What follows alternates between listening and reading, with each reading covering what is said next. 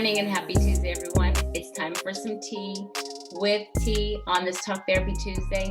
I'm Tanya McLean Nicholas, licensed marriage family therapist and owner of Renewed Hope Counseling. I'm going to continue to discuss some strategies for conflict resolution.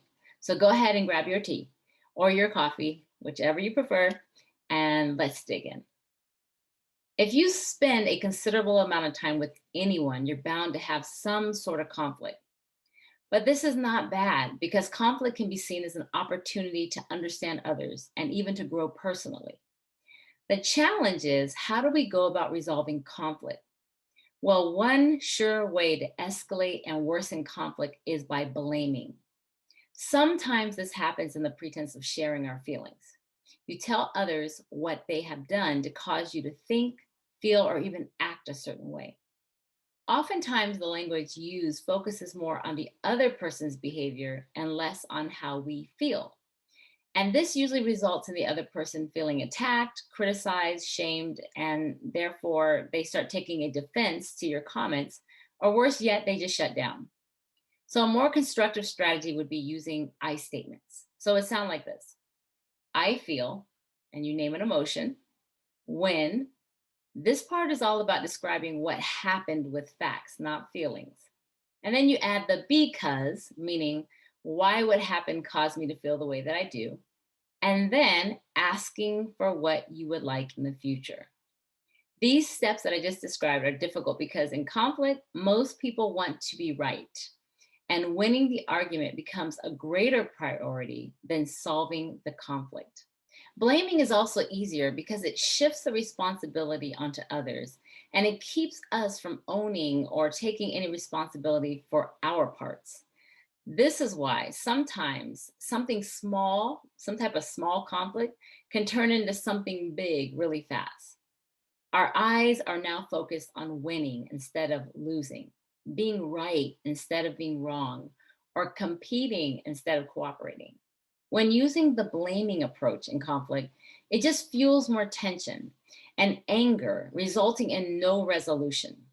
In relationships, especially a couple's relationship, if you want peace, you have to approach conflict with the following. So, one of the things you want to do is you want to enter into a conflict with the mindset that you're an equal participant and you share the responsibility of a positive or negative outcome. This is not to disqualify any hurt feelings or to justify the other person's inappropriate actions, but it's just having the mindset that you're going to approach the conflict as equals. Because when we remove the idea that there is a right or a wrong, it actually makes focusing on a solution a lot easier. Now that you're aware that you're an equal participant in this conflict, you want to own your part. Ask yourself, what role do I play in this conflict? What behavior, what attitude am I demonstrating that might be adding fuel to the fire? How can I do better, or what can I change? Taking ownership and personal responsibility puts to rest the idea that I'm right and you're wrong. So now that the fight for right or wrong is removed, now it's time to learn how to appreciate and incorporate different perspectives.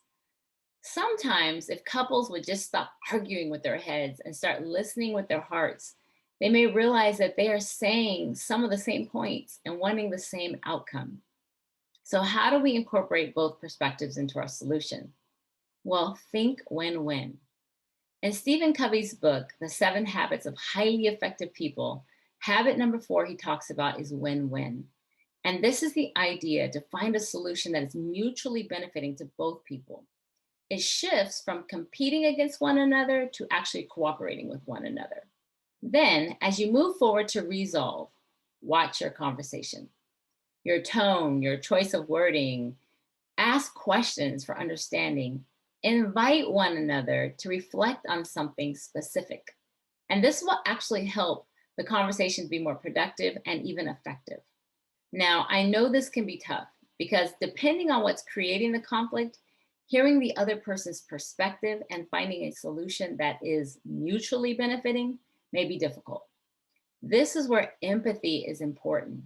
Instead of assuming that you know the other person, your partner, your spouse, give room for understanding. Again, listen with your heart and not your head. You see, this is how conflict spirals out of control. It's usually not due to the issue at hand, but because people do not feel understood. Empathy requires you to walk in the other person's shoes patiently. These strategies are beneficial, not just for your personal relationships, but your professional ones as well. Because conflict is inevitable, and handled well, it can offer lifelong benefits, physically, mentally, and relationally. Well, that's it for today. I hope that you enjoyed your tea with T on this Talk Therapy Tuesday. I'm Tanya McLean Nicholas. I hope that you have a beautiful day.